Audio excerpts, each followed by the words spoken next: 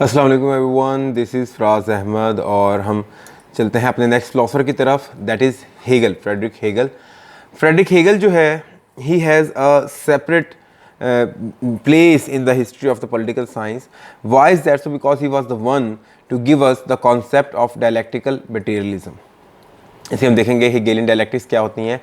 उसके बाद हम इसको ज़रा समझें कि हमने अब हेगल को थोड़ा सा डिफरेंटली पढ़ना है, क्योंकि अभी हमने वाइंड अप किया है हमारे social contractual philosophers. Social contract का जो काम था, उसका जो एम था, ऑब्जेक्टिव था, वो टोटली डिफरेंट था। अब हेगल जो है, उनका मकसद, उनकी फ़िलासफ़ी टोटल डिफरेंट है। हेगल जो है वो बेसिकली जो दुनिया की डिफरेंट सोसाइटीज़ हैं उनको एक यूनिवर्सल सोसाइटी के अंदर ऑर्गेनाइज करना चाहते थे।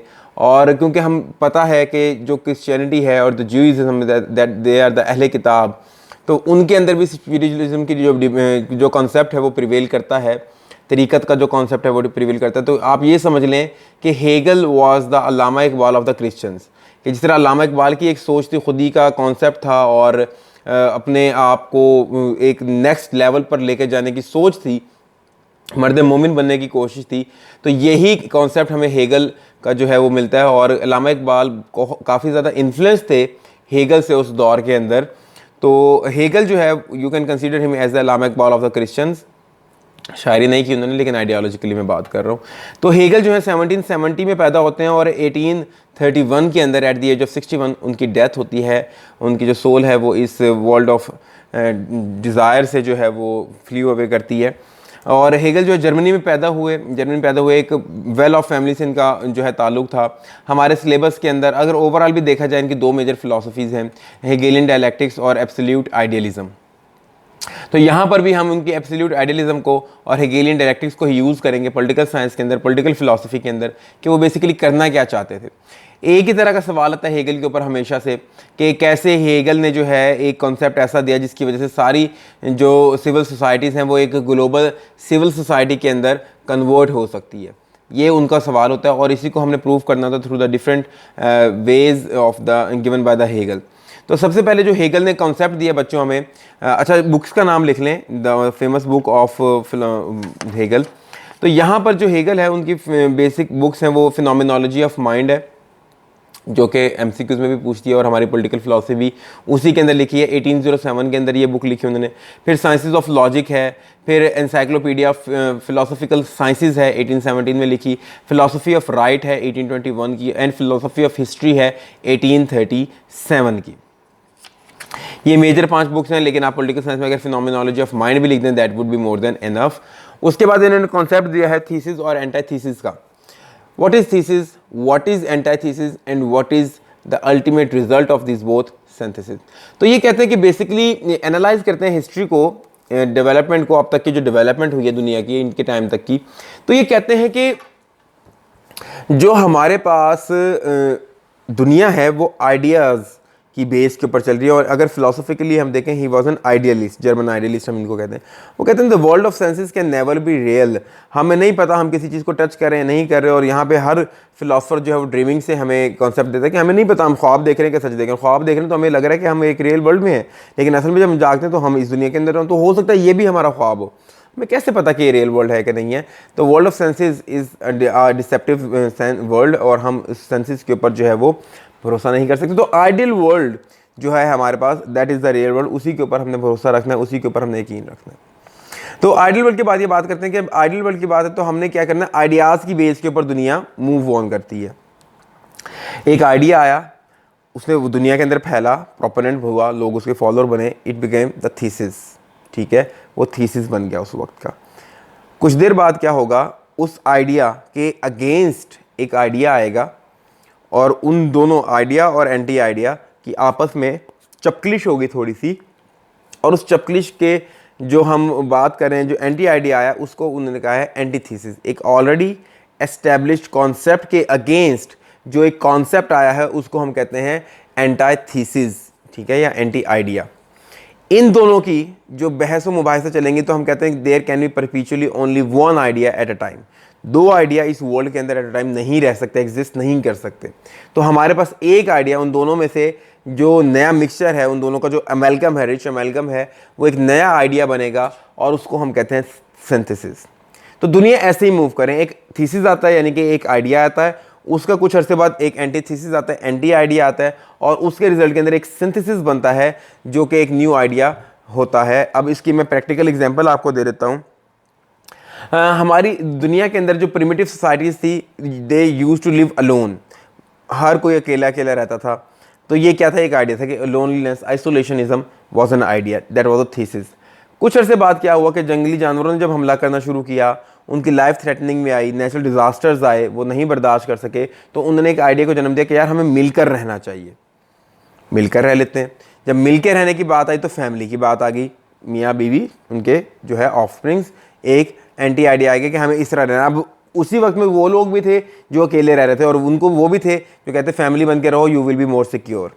क्या हुआ, इसका सिंथेसिस क्या हुआ, एक नया आइडिया, क्या, सोसाइटीज़ बन गई कि यार अब फैमिली भी अगर है तो उसको भी ख़तरे हैं, तो हम एक सोसाइटी बना लेते हैं ताकि हमारी जो प्रॉपर्टी है, लाइफ है, वो थ्रेटनिंग सिचुएशन में ना रहे, सिक्योर हो सके। इसको क्या कहते हैं, दिस इज। तो इसी तरह क्या हुआ, सोसाइटी के अगेंस्ट एक आइडिया आया, फिर उसके अगेंस्ट जो है सिंथेसिस बना, फिर अगेंस्ट आइडिया आया, फिर सिंथेसिस बना। तो इसी तरीके से सोसाइटी जो है वो इवॉल्व करती जा रही है।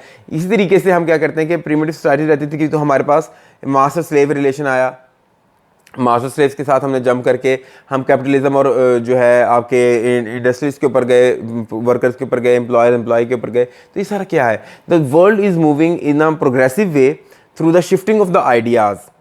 और जितनी भी दुनिया ये हम देख रहे हैं हमारे इर्द गिर्द, these are the externalization of idea. एक आइडिया आया किसी के जहन के अंदर, उसने उसके ऊपर वर्क करना शुरू किया, तो हमारे पास चीज़ बन गई। किसी ने कहा कि यार मैंने नॉलेज लेना है, तो मैं जो नॉलेज लेता हूँ वो मुझे भूल जाता है, तो उन्होंने क्या किया, लिखना शुरू कर दिया, बुक बन गई, एक्सटर्नलाइजेशन हो गया आइडिया।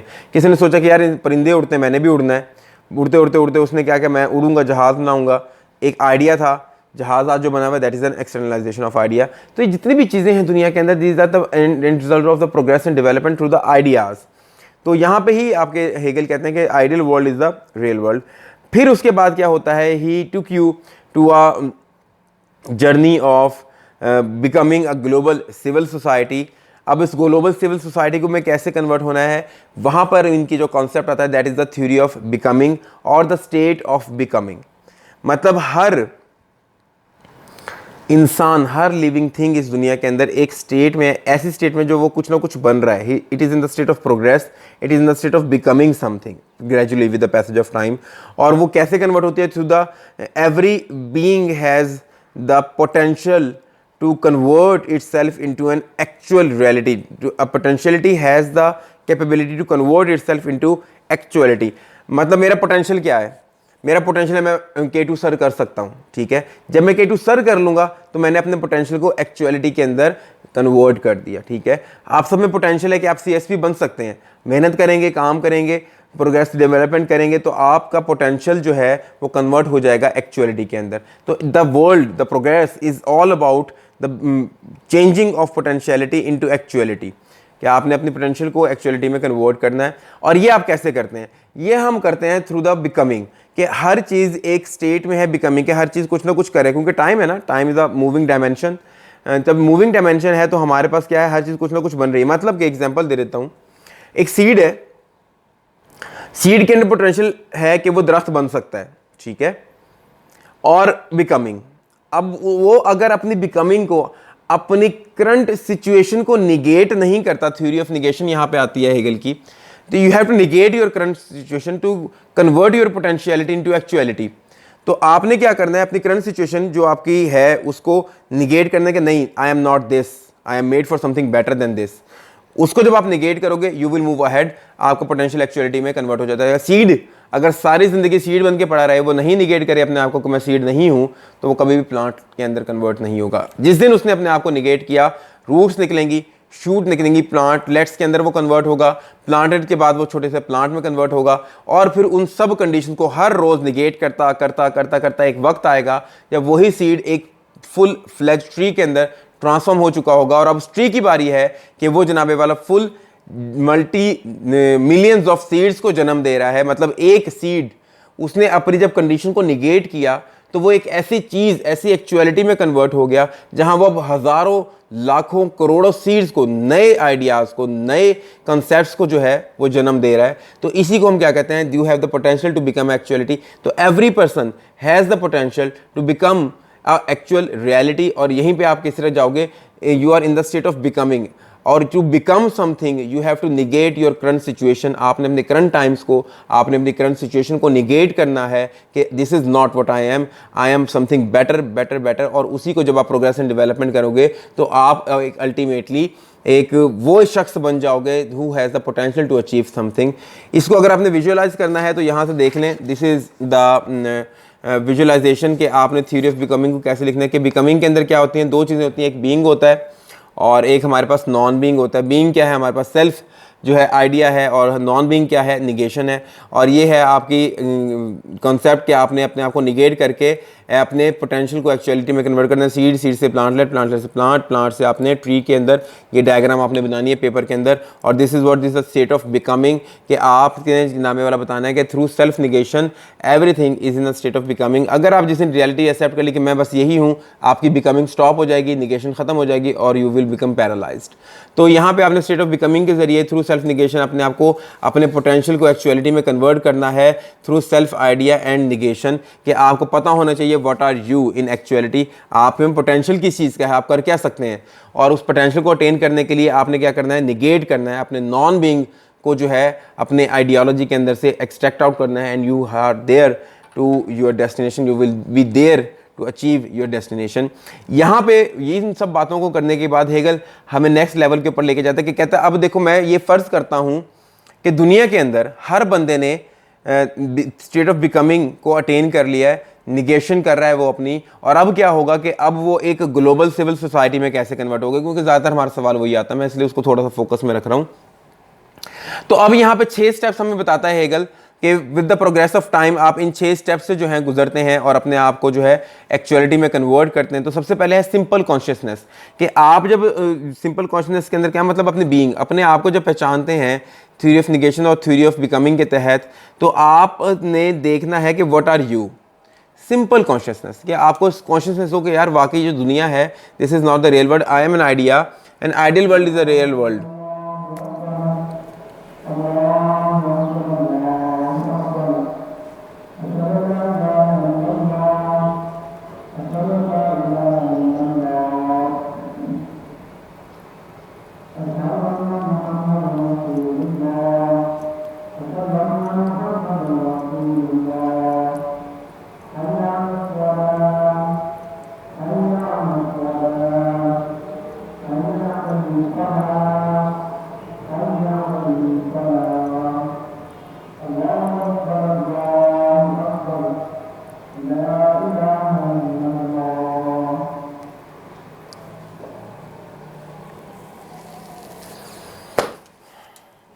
तो अब यहां पे बेसिकली हमने क्या करना है बच्चों,